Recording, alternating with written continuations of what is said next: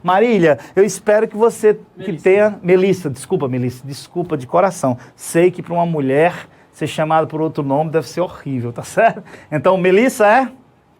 Melissa, beijos, obrigado. Aí tem outra dúvida? Diz aí. Do nosso amado Filemon. Filemon, prazer revê-lo, meu querido. É uma honra. Manda!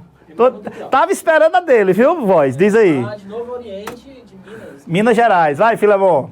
Ele está perguntando por que a burguesia adotou o protestantismo. Foi porque eles se identificaram com as ideologias protestantes? Mas, nessa época, Filemon, especificamente, as ideologias protestantes que tinham a ver com isso daqui. Por quê? Eu acho que eu expliquei que a Igreja Católica, nesse período, condenava o lucro e dizia que era pecado. Dizia, por exemplo, que a usura, como eu expliquei, era pecado, que lucrar demais era pecado. Tudo isso para quê? Para a burguesia não crescer financeiramente. A verdade é essa. Aí o que vai acontecer? As ideias protestantes que vão surgir exatamente dizendo que isso não é pecado. Ser próspero, porque eles... Veja, a linha de raciocínio é interessante. Se Deus está do seu lado, você prospera. Se Deus não está do seu lado, você não prospera. Em termos religiosos, né, em termos de fé, é aquela coisa, Deus está do meu lado. Quem é contra mim? Não tem aquela frase, né? Se Deus está do meu lado, eu prospero, porque Ele está aqui do meu lado, meus queridos, me guiando. Então, tudo de bom vai acontecer comigo. Se Deus não está do meu lado, eu não prospero.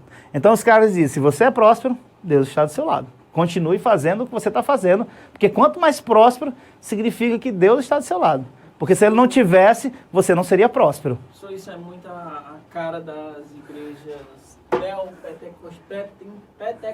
pentecostais, tá? Que eles falam exatamente a mesma coisa hoje. Olha, hoje as religiões, e aí eu não vou entrar nessa seara, porque você tem a questão da fé no meio. E a questão da fé é uma questão que ninguém se discute, mas que muitas usam o nome de Deus para enganar o homem, isso todo mundo vê, tá certo? O Deus, teoricamente, ele não vai querer nada material, tá? Ele vai querer o quê? Aquela igreja está querendo aquela questão material para poder ajudar os seus irmãos, seus fiéis, na obra de Deus. Aí tudo bem. Eu estou falando nesse caso aqui.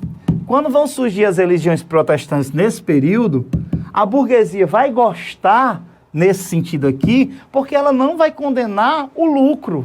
Ela não vai condenar, no caso, o calvinismo, tá certo? O calvinismo, e é a principal religião protestante que a burguesia entra, tá certo? Como a Inglaterra foi a burguesia que mais vai se desenvolver, e aí a questão da Revolução Industrial, tá certo? Então, o puritanismo vai ser, vão ser esses protestantes que mais vão lucrar e se desenvolver na Europa. É tanto que quando eles são perseguidos na própria Inglaterra, que eu acabei de falar, com o Jaime I, o que é que eles fazem? Vêm para a América. E olha o norte dos Estados Unidos no que se transforma nesse período, quando você estuda a questão da formação e ascensão das 13 colônias, até a independência. O norte vai se tornar uma potência, o norte dos Estados Unidos, o norte das 13 colônias, né, que a gente pode chamar de Estados Unidos ainda. E quem estavam lá? Quem eram que estavam lá? Exatamente esses protestantes, esses puritanos que vieram fugindo dessas guerras religiosas. Vou te dar outro exemplo. Os Países Baixos, que seria a Holanda hoje, eles pertenciam à Espanha. Só que lá na Espanha, quando se formou o reino da Espanha, que era altamente católico também, junto com Portugal, eles vão dizer assim, olha, ou você se converte ao cristianismo, se transforma num cristão novo, ou você sai daqui, ou você sai da Espanha. E aí, a Espanha tinha essa colônia, né, que eram os Países Baixos, a Holanda, e eles vão para lá. E o que acontece? Lá vai crescer tanto com essa riqueza, com esse desenvolvimento, né, que eles vão se tornar independentes da Espanha. Né? E Filipe II, na época o rei da Espanha, tem maior raiva disso aí quando ele assume a União Ibérica. Tá? O que foi a União Ibérica? Foi quando a Espanha, isso foi em 1580, foi quando a Espanha conquistou Portugal. A Espanha anexa Portugal, tá certo? De 1580 a 1640. É a chamada União Ibérica, ó, os países ibéricos. A União Ibérica. E nesse tempo aqui, olha que coisa interessante. No Brasil, que era uma colônia de Portugal, União Ibérica foi quando a Espanha conquista quem? Portugal. E quem era dona do Brasil? Portugal. Nesse momento do Brasil, o que estava acontecendo? Açúcar, cana-de-açúcar. E adivinhe, quem é que financiava a cana-de-açúcar brasileira? A Holanda.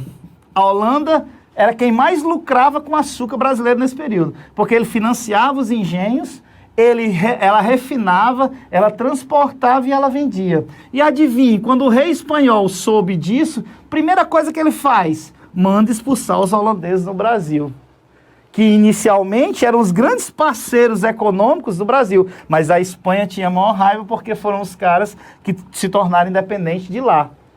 E aí o que é que vai acontecer no futuro, um pouco depois? Invasões holandesas. Aquela coisa do Maurício Nassau, que a gente vê na história do Brasil, que a gente em outro momento pode abordar. Mas olha a sua pergunta sobre a questão protestante, olha onde é que nos levou.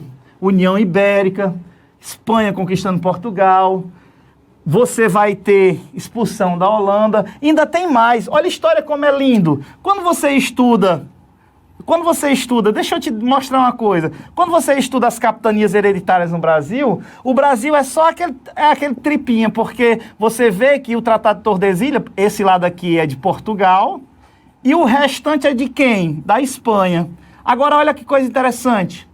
Quando tem, porque alguns alunos me perguntam, professor, as capitanias hereditárias foram 15 pedaços de terra, que é porque eu não dividi igual, mas foram 15 lotes.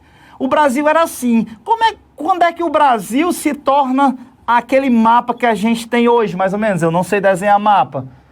Exatamente aqui. Porque ela disse assim, Portugal invadiu o território da Espanha para tornar o Brasil como ela é hoje. Porque essa terra todinha era da Espanha. Agora, detalhe, quando você olha para cá, União Ibérica, quantos anos? 60. A Espanha é dona de Portugal. Então, aqui tem sentido o Tratado de Tordesilhas agora, nesse período? Não, porque tudo agora pertence a quem?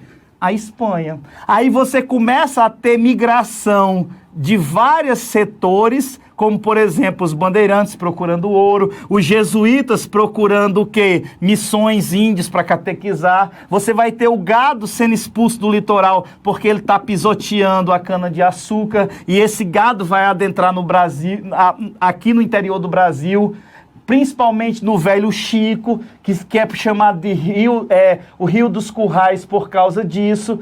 Então, quando eles já estão aqui dentro, termina a União Ibérica, aí o rei da Espanha diz, epa, vamos voltar a Tordesilhas de novo. Vocês, portugueses, adentraram ao território espanhol. Isso aqui é meu. Aí os caras dizem, ei, faz 60 anos os portugueses que eu estou vivendo aqui dentro e cuidando dessas terras. E é o chamado utipossidetes, ou seja, é dono da terra aquele que está cuidando. E aí, meus queridos, a partir daqui senta o rei de Portugal e Espanha para definir, porque Tordesilhas não existe mais, para definir as fronteiras agora entre Portugal e Espanha. E vão ter vários tratados. O mais importante deles, que vai definir tudo isso, o chamado Tratado de Madrid, que vai definir mais ou menos as fronteiras do Brasil como ela é hoje. Aí a partir daqui agora é Espanha e esse resto aqui é Portugal. Olha, Filemon, o que a sua pergunta fez eu fazer aqui nesse quadro.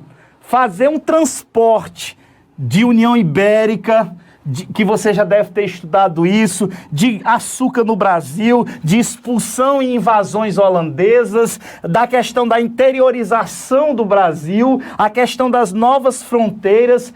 Isso é história. E é por isso, Filemon, que eu e você, nós amamos isso que é a história. Porque, meu querido, tudo é história. Beleza? Então vem pra cá. Obrigado pela participação, Filemon. Continuamos, voz.